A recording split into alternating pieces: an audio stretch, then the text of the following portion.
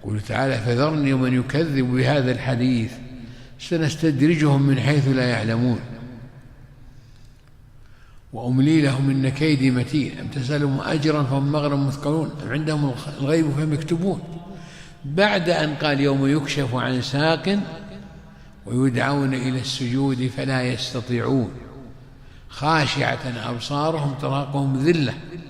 وقد كانوا يدعون إلى السجود وهم سالمون. في الدنيا يدعون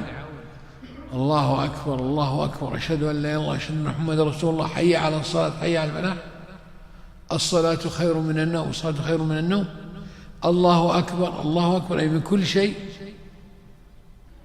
فلا يستجيبون فلا يصلون إما أنهم يصلون أصلا أو يصلون بعد خروج الوقت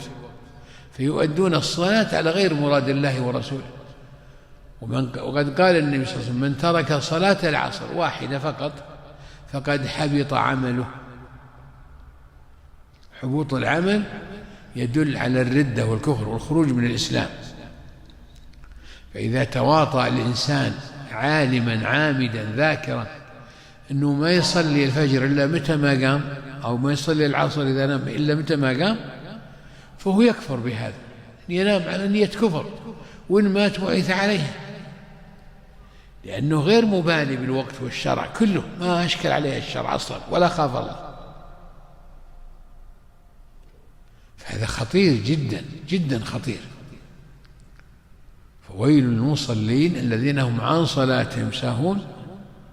الذين هم يراءون يعني ما يصلون إلا مراءة ومجاملة وتسترا هكذا